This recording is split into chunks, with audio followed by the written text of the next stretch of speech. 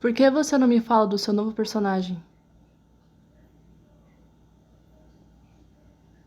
Conan!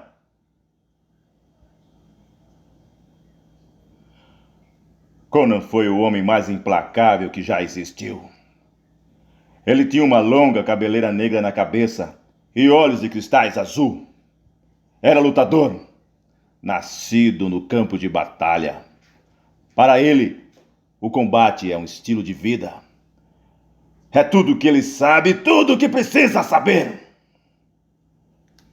Ele não é um soldado que pensa saber lutar. Para ele, lutar é instintivo, é parte dele. Como suas pernas, seus braços e seu enorme pescoço maciço. Acredita em mim, ele não é parado por ninguém. Irá lutar com feras, homens, bestas e deuses. E quando as mulheres sentem seus enormes braços ao redor das suas cinturas, elas derretem como manteiga na faca quente. O Orador apresenta, de Robert E. Howard, A Torre do Elefante, capítulo 2. As luzes broxuleantes e o festejo dos bêbados foram se distanciando do cimério. Ele tinha disposto a túnica rasgada e caminhava através da noite quase nu, a não ser por uma tanga e pelas sandálias de tiras compridas. Movia-se com a leveza ágil de um grande tigre, os músculos de aço ondulando por baixo da pele bronzeada. Entrou na parte da cidade reservada aos templos. Por todos os lados ao seu redor, eles reluziam brancos à luz da lua. Pilares de mármore, cor de neve e domos dourados e arcos prateados, santuário dos milhares de deuses de Zamora. Ele não ocupava sua mente com eles. Sabia que a religião de Zamora, como tudo ou mais entre os povos civilizados, estabelecido há tempos, era intrincada e complexa, e tinha perdido quase toda a sua essência primordial em meio ao emaranhado de fórmulas e ritos. Ele havia se agachado durante horas nos pátios dos filósofos, ouvindo as discussões dos teólogos e dos professores, e saíra sempre numa névoa de confusão. Certo só de uma coisa, que eram todos fracos da cabeça.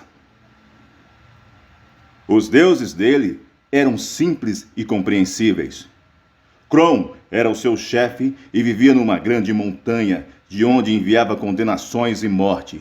Era inútil clamar a Kron, porque era um deus sombrio, selvagem, que odiava os pusilânimes, mas dava ao homem coragem no nascimento e o poder de matar os seus inimigos, a qual, na mente ciméria, era aquilo que se esperava que um deus fizesse. Seus pés calçados não produziam som no piso reluzente. Nenhum vigia passou, pois até mesmo os ladrões do malho evitavam os templos, onde se sabia que estranhas danações tinham caído sobre os violadores. À sua frente ele viu, assomando contra o céu, a Torre do Elefante. Perguntava-se por que ela teria esse nome. Nunca tinha visto um elefante, mas sabia vagamente que se tratava de um animal monstruoso, com uma cauda na frente e outra atrás.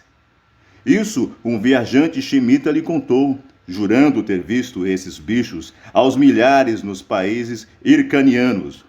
Mas toda a gente sabia o quanto era mentirosa a gente de Shem. De qualquer modo, não haviam elefantes em Zamora. O vulto reluzente da torre assomava, de uma brancura gélida, contra as estrelas. A luz do sol brilhava de maneira tão ofuscante que poucos podiam suportar o fulgor, e alguns diziam que era feito de prata, de paredes curvas e formato cilíndrico perfeito e delgado, com 150 pés de altura, e a sua borda faiscava a luz das estrelas com as grandes gemas que a incrustavam. A torre se levantava em meio às ondulações das árvores exóticas de um jardim que havia acima do nível da cidade. Um muro alto envolvia esse jardim, e do lado de fora havia outro nível mais baixo, igualmente fechado por um muro. Nenhuma luz brilhava, parecia não haver janelas na torre, pelo menos não acima do nível do muro interior. Apenas as gemas lá em cima faiscavam com as cintilações gélidas à luz dos astros. Uma cerca compacta de arbustos crescia junto ao muro exterior. E mais abaixo, o cimério se arrastou até ela, pondo-se a medir o muro com os olhos. Era alto, mas ele podia pular e se agarrar à borda superior. Então seria brincadeira de criança escalar e transpor. E não duvidou de que podia ultrapassar também o muro interno, da mesma maneira. Porém, hesitava frente ao pensamento dos estranhos perigos que, dizia-se, aguardavam lá dentro. Aquela gente era estranha e misteriosa para ele. Não eram da sua espécie, nem mesmo do mesmo sangue, como os mais ocidentais britonianos, nemédios, cotianos e aquilonianos, cujo mistérios civilizados o espantaram no passado. As gentes de Zamora eram antigas e, pelo que tinha visto delas, bastante malvadas. Pensou em Yara, o sumo sacerdote, que conjurava estranhos desastres a partir da sua torre coberta de joia. E os cabelos do cimério se arrepiaram quando lembrou de uma história contada por um pajem da corte, de como Yara gargalhou na cara de um príncipe hostil e de como ergueu uma gema fosforescente de aspecto maligno diante dele, e de como uns raios ofuscantes surgiram da maldita joia, envolvendo o príncipe, que gritou e caiu e se encolheu até se tornar uma coisa escura que se converteu numa aranha preta que se arrastou atarantada através da câmara antes que Yara o esmagasse com o calcanhar. Yara não saía com frequência da sua torre mágica, e sempre que fazia era para lançar o mal sobre algum homem ou nação. O rei de Zamora o temia mais do que a própria morte e se mantinha bêbado durante todo o tempo, porque esse medo era mais do que ele podia suportar em estado sóbrio. Yara era muito velho, velho de séculos. Os homens diziam, acrescentando que viveria para sempre devido à magia da sua gema, que denominavam o coração do elefante, pela razão única de que chamavam seu abrigo de Torre do Elefante. O cimério, absorto nesses pensamentos, se encolheu rapidamente contra o muro. Dentro, no jardim, passava alguém, caminhando a passos medidos. Ele ouviu um tinir de metal. Então, afinal, uma guarda percorria esses jardins. O cimério aguardou, na expectativa de ouvi-lo passar novamente na próxima ronda. Mas o silêncio se fez sobre os jardins misteriosos. Uma curiosidade, afinal, o dominou. Saltando com agilidade, agarrou-se ao muro e o escalou com o impulso de um só braço. Deitado sobre a cimeira larga, olhou para baixo em direção ao amplo espaço que separava os dois muros. Não havia nenhum arbusto perto de onde ele estava. Embora ele evitasse alguns cuidadosamente aparados junto ao muro interno. A luz celeste banhava a grama bem cuidada. Em algum lugar, uma fonte rumorejava. O cimério desceu com cuidado para o lado de dentro e desembainhou a espada. Olhando em volta, sentia-se estremecer com o nervosismo e a loucura que era estar ali, desprotegido à luz nua dos astros. Então se moveu com ligeireza, acompanhando a curva do muro, oculto pela sua sombra, até se ver próximo à cerca viva que tinha visto antes. Enfim, correu para ela, abaixando-se, quase tropeçou numa forma que jazia encolhida próxima à faixa dos arbustos. Um rápido olhar para a direita e para a esquerda lhe garantiu que, pelo menos, não havia inimigos à vista. Curvou-se para investigar. Seus olhos, aguçados, mesmo à luz fraca das estrelas, mostraram-lhe um homem corpulento que estava tombado ali, vestindo a armadura prateada e o elmo encristado da Real Guarda Zamoriana. Viu um escudo e uma lança perto dele, e não foi necessário mais do que 1 minuto para perceber que tinha sido estrangulado. Apreensivo, o bárbaro olhou à sua volta, entendendo que esse homem devia ser o guarda que ele viu passar junto ao local onde se escondeu sob o muro. Só um instante transcorreu, e nesse intervalo, mãos anônimas tinham saído da escuridão e tirado a vida do soldado. Forçando os olhos na penumbra, captou um indício de movimento na folhagem, próximo ao muro. Deslizou para lá, segurando a espada. Não fazia mais barulho do que uma pantera se esgueirando através da noite. E mesmo assim, o homem que ele perseguia o ouviu. O cimério distinguiu vagamente um tronco volumoso junto ao muro e sentiu pelo menos o alívio em saber que era humano. Então, o sujeito girou rapidamente com um engasgo que pareceu de pânico e fez o primeiro movimento de avançar, as mãos em garra, mas recuou quando a lâmina do cimério cortou a palidez noturna.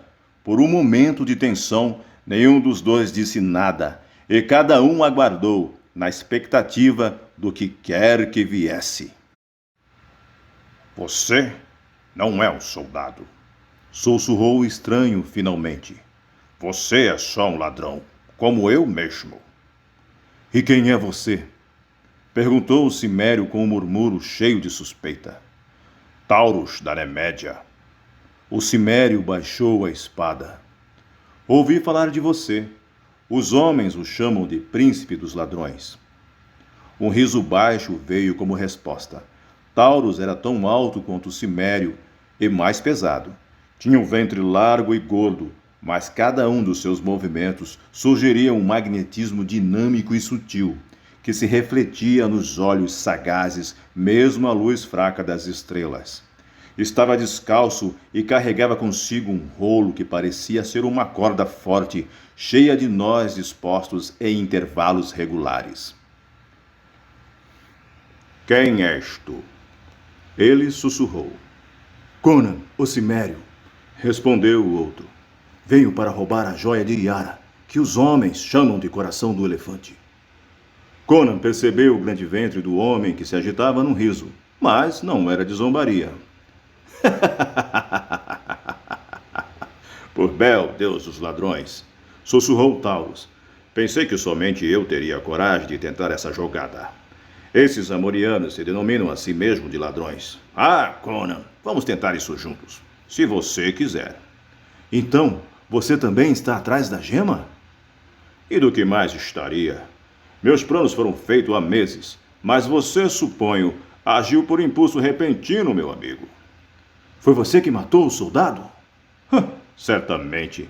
Deslizei por cima do muro quando ele estava na outra parte do jardim. Escondi-me entre os arbustos. Ele me ouviu ou pensou ter ouvido alguma coisa.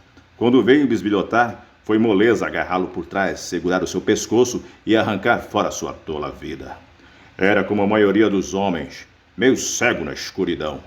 Um bom ladrão deve ter olhos de gato, meu amigo.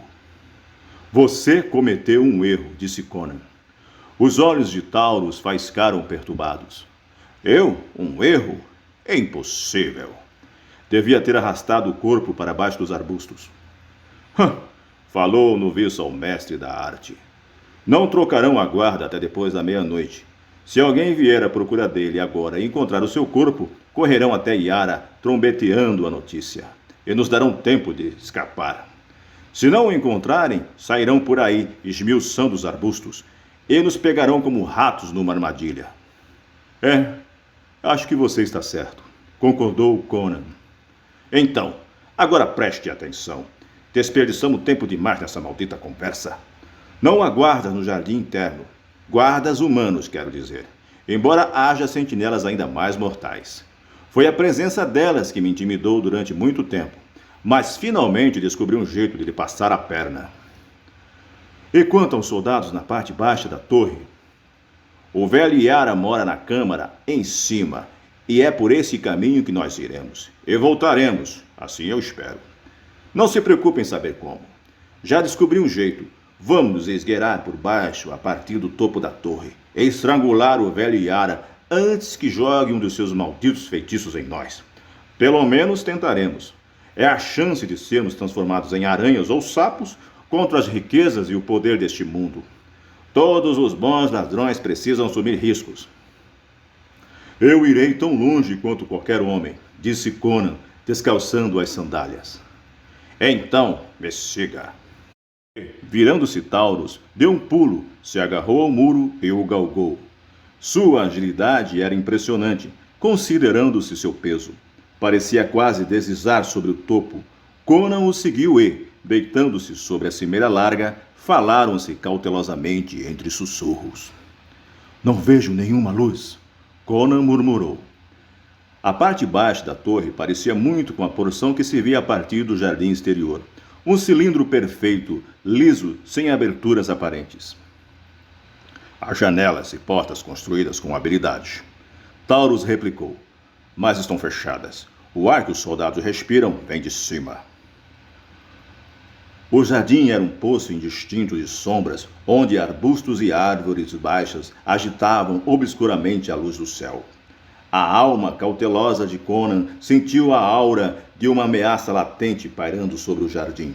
Sentiu o brilho ardente de olhos invisíveis e captou um odor sutil que fez os pelos da sua nuca se arrepiarem, como os de um cão de caça quando percebe o cheiro de um velho inimigo.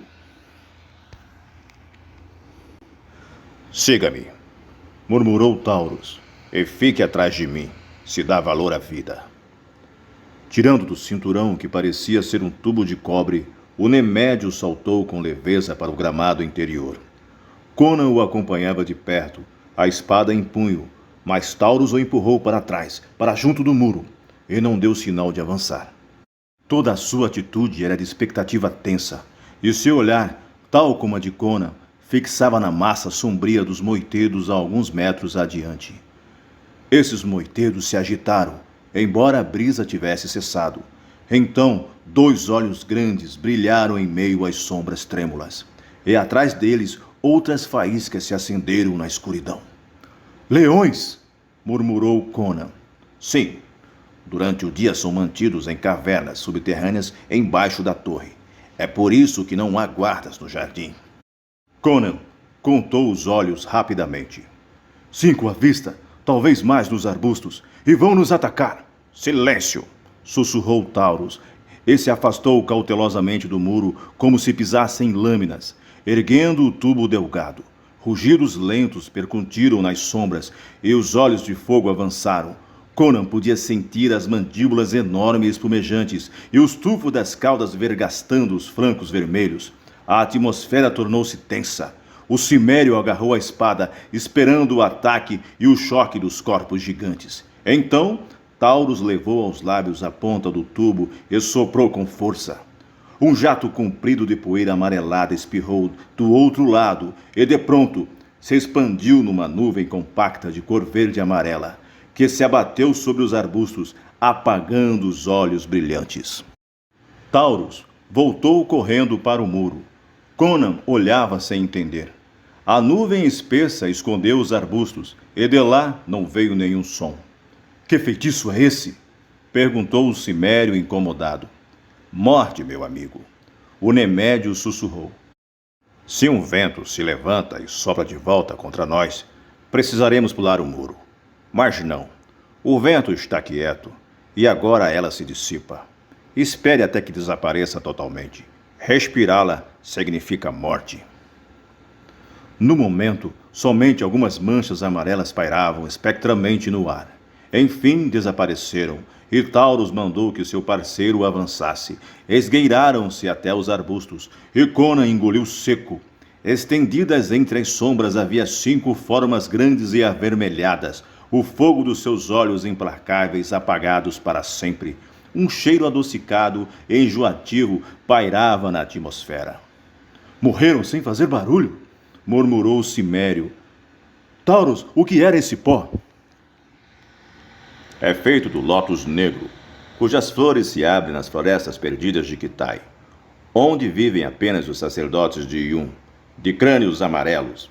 Essas flores matam instantaneamente quem as aspirar. Conan ajoelhou-se ao lado dos grandes corpos, certificando-se de que já não podiam mesmo fazer danos. Balançou a cabeça. A mágica das terras exóticas parecia misteriosas e terríveis para os bárbaros do norte. Por que você não mata os soldados na torre por esse mesmo modo? Perguntou. Porque esse era todo o pó de que eu dispunha. Obtê-lo constituiu-se num feito que em si já seria o suficiente para me tornar famoso entre todos os ladrões do mundo. Roubei-o de uma caravana que se dirigia a Estígia, surrupiando-o dentro de um saco feito de malha de ouro, dentre os anéis da serpente enorme que aguardava, sem despertá-la. Mas venha, em nome de Bel, será que vamos gastar a noite inteira nessa conversa mole? Esgueiraram-se através da cerca viva, até a base brilhante da torre, e ali, com um sinal de silêncio, Taurus desenrolou seu rolo de corda, em cuja extremidade havia um pesado gancho de metal. Conan entendeu o plano e não fez pergunta quando Nemédio agarrou a corda a alguns palmos do gancho e começou a girá-lo ao redor da cabeça. Conan colocou o ouvido à parede lisa e escutou, mas não captou nada. Certamente os soldados lá dentro não suspeitavam a presença dos intrusos, os quais não fizeram mais barulho do que o próprio vento soprando contra as árvores. Porém, o nervosismo estranho invadiu o bárbaro. Talvez fosse o cheiro do leão que impregnava tudo. Taurus lançou a corda com um movimento firme, mas discreto do seu braço poderoso. O gancho fez uma curva no alto e caiu para dentro de um modo peculiar, difícil de descrever, desaparecendo sobre a borda coberta de pedrarias. Pelo visto, prendera-se com firmeza, pois um puxão cauteloso e depois um arranco mais forte não o fizeram escorregar e nem ceder. Sorte no primeiro lance, murmurou Taurus. Foi o instinto selvagem de Conan que o fez girar de repente, pois a morte que avançava não produziu ruído. Uma olhadela rápida foi o bastante para perceber o vulto gigantesco e avermelhado, erguendo-se em direção aos astros, mais alto do que ele em seu ataque mortal. Nenhum homem civilizado teria se movido tão rapidamente como o bárbaro se moveu. Sua espada produziu um reflexo frio no ar noturno, concentrando cada grama de energia que havia nele num movimento retroflexo, e o homem e o bicho caíram juntos no chão. Praguejando no limite do próprio fôlego, Taurus se curvou sobre a grande massa e viu os membros do parceiro que lutava para se livrar do enorme peso que tombou diretamente sobre ele. Um lance de olhos mostrou ao Nemédio estupefato que o leão estava morto, sua cabeça bamba partida ao meio. Agarrou a carcaça e, com a sua ajuda, Conan a jogou para o lado e se levantou, ainda segurando a espada gotejante. Estás ferido, meu caro? Balbuciou Taurus, ainda estarrecido com a rapidez absurda do episódio. Não, por Kron, o bárbaro respondeu. Mas isto foi o mais perto que cheguei dele, numa vida que nunca foi calma. Por que a maldita fera não rugiu quando avançou? Tudo é estranho nestes jardins, disse Taurus. Os leões atacam em silêncio, e as outras mortes fazem o mesmo. Mas vamos. Pouco barulho foi feito durante a matança, mas os soldados podem ter ouvido, se não estiverem dormindo ou bêbados. Esse bicho estava em outra parte do jardim e escapou da morte causada pela flor.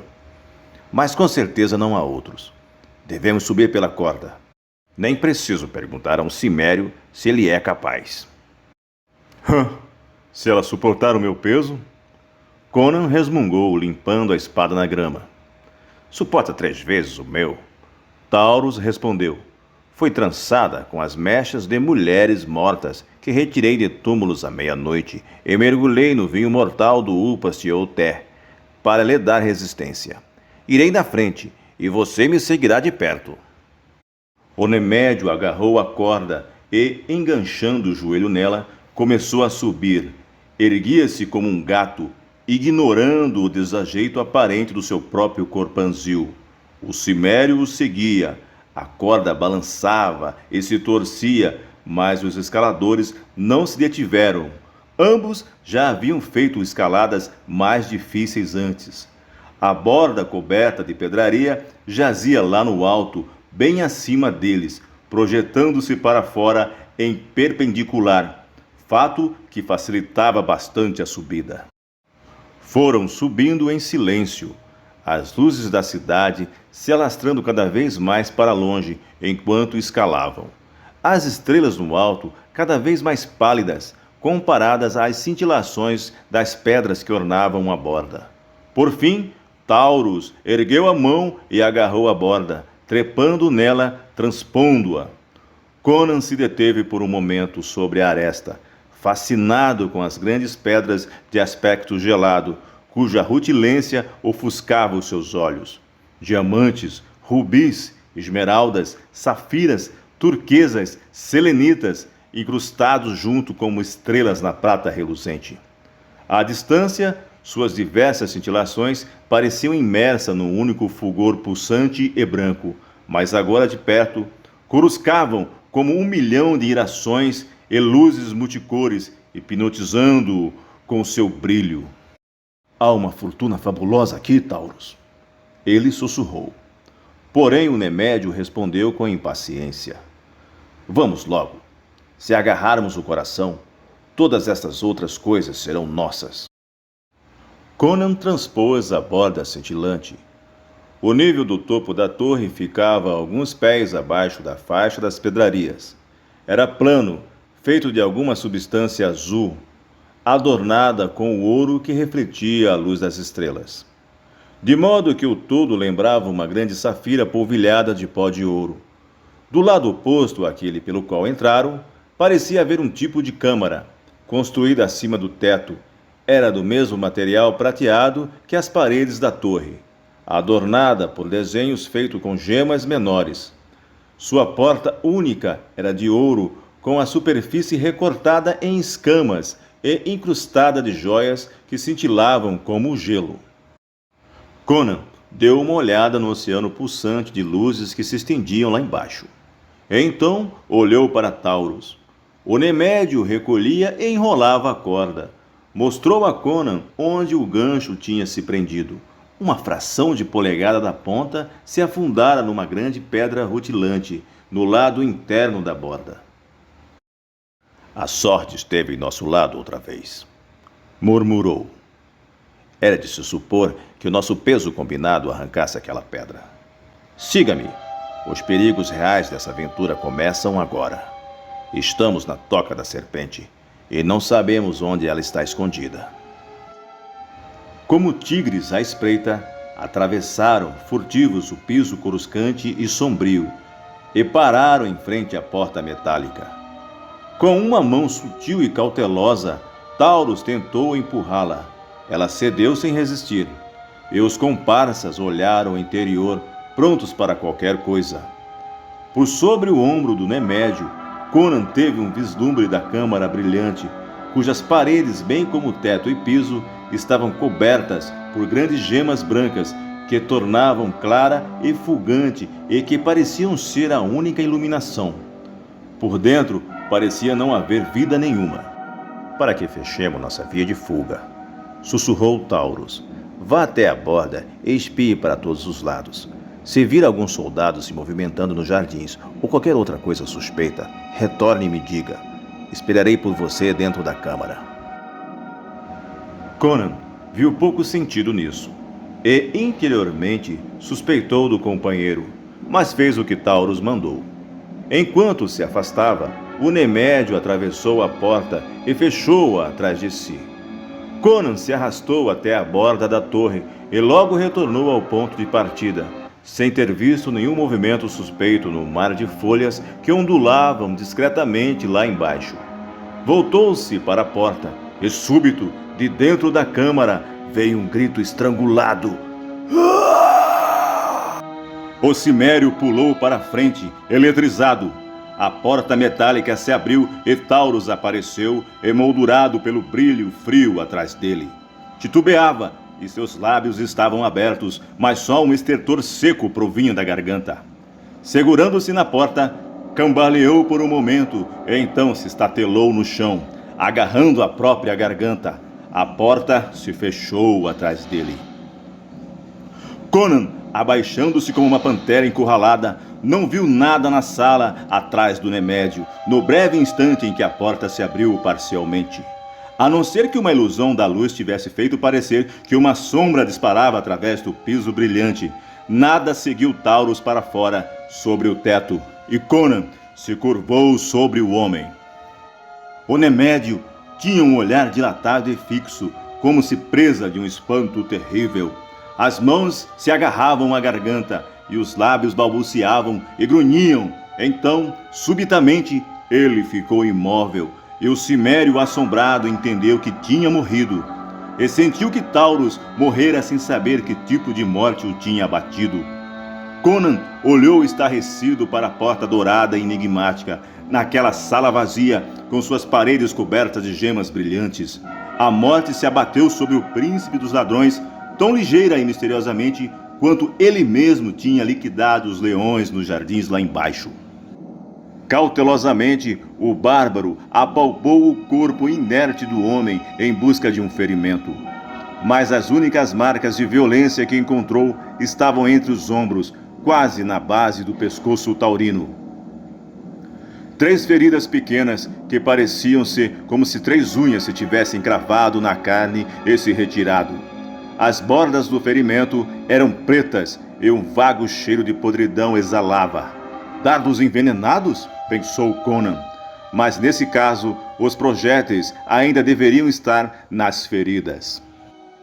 Com cuidado, avançou até a porta dourada, empurrou-a e olhou para dentro.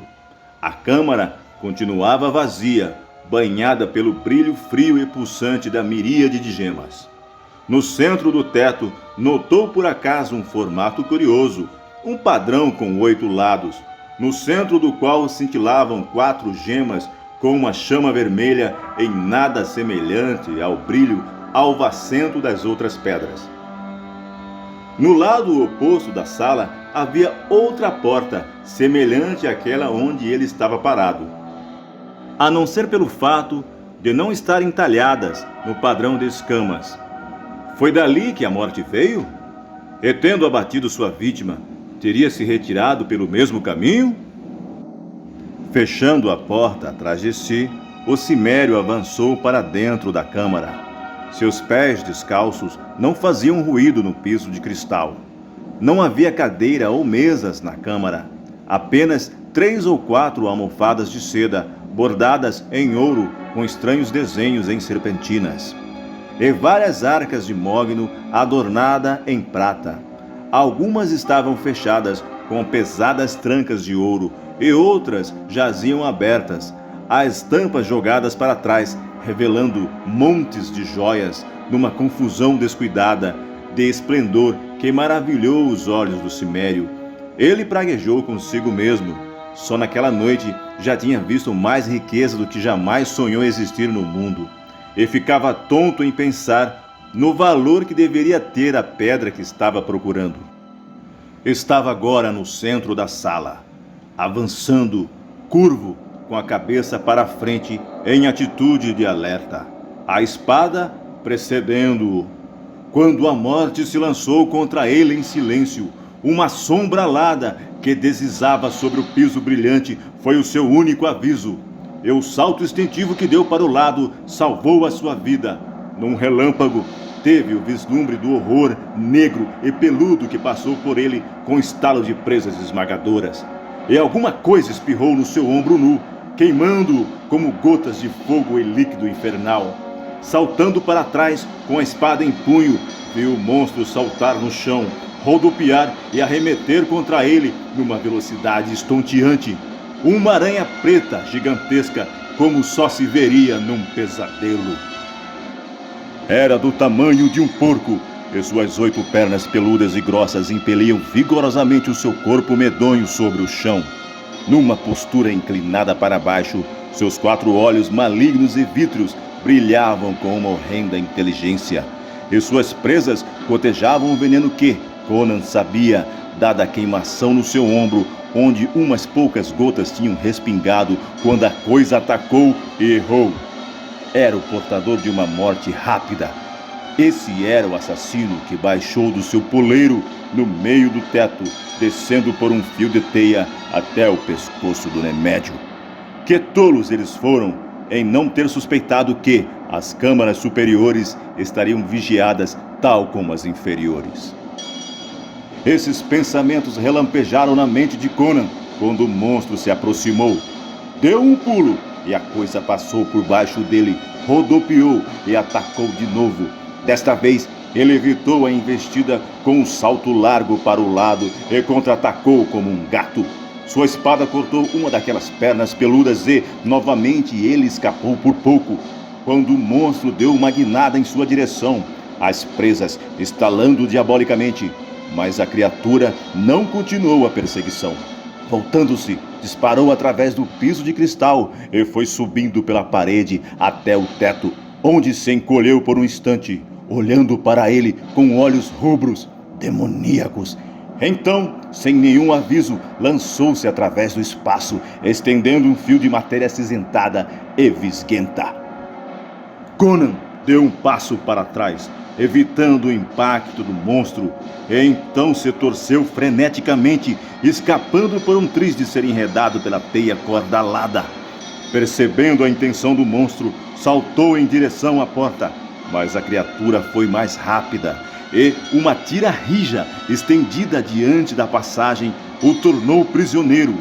Ele não ousou tentar cortá-la, pois sabia que a substância se prenderia à espada e antes que ele pudesse desprendê-la, o demônio já teria afundado as suas presas em suas costas. Então teve o início um jogo desesperado. A engenhosidade e a rapidez do homem se equilibravam com a astúcia e a velocidade da aranha gigantesca. Esta não mais disparava através do piso em ataques diretos, ou lançava o seu corpo contra ele através do ar. Antes, corria pelo teto e pelas paredes, tentando enredá-lo em grandes laços de teia pegajosa e cinzenta, que manejava com uma precisão diabólica. Esses fios eram resistentes como cordas, e Conan sabia que, uma vez enrolados ao seu redor, a força que o desespero lhe dava não seria o suficiente para libertá-lo antes que o monstro o atingisse. Por toda a câmara se desenvolveu essa dança infernal num silêncio absoluto, exceto pelo som da respiração acelerada do homem e pelo impacto surdo dos seus pés contra o piso luzido. Além do chocalhar das presas da criatura, os grandes fios formavam caracóis sobre o piso ou eram lançados de parede a parede, tombando sobre as arcas de joias e sobre as almofadas de seda, ou pendiam como guirlandas escuras desde o forro coberto de pedrarias. A extrema rapidez dos olhos e dos músculos de Conan mantiveram-o intocado, embora os laços resistentes já tivessem passado tão perto dele que roçaram a sua pele nua. Percebeu que não poderia se esquivar para sempre. Tinha não só de se defender contra os cordões que balançavam do teto, como também de manter os olhos fixos no chão, evitando pisar nos laços que já estavam ali. Mais cedo ou mais tarde, um anel gosmento se torceria à sua volta, como uma píton, e então, enleado como num casulo, ele ficaria à mercê do monstro. A aranha corria sobre o piso da câmara, a corda cinzenta se agitando atrás dela. Conan pulou alto para um ponto desobstruído.